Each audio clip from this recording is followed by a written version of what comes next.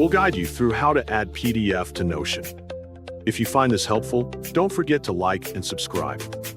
Start by going to any website of your choice and move your cursor to the search bar at the top of the browser.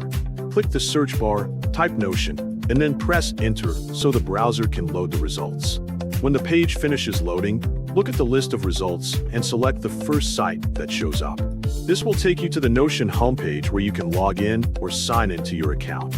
After you enter your account, look on the left side of the screen for the private section.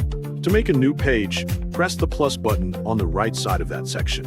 A new blank page will appear, and you can type a name for your page at the top so you can recognize it later.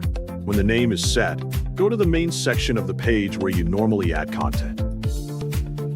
Click inside that space and type /file to bring up a small window with different file options. This window will show two choices.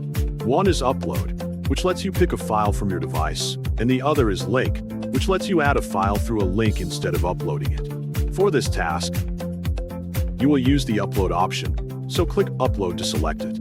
After clicking Upload, press the Choose File button that appears. A file browser window will open, showing the folders and files on your device. Use this window to look for the PDF that you want to add to your Notion page.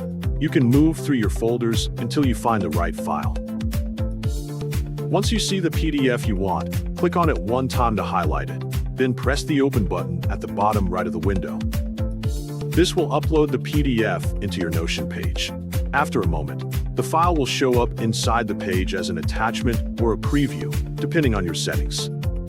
You can move the PDF around, place it wherever you want on the page, or add more text above or below it to describe what the file is for.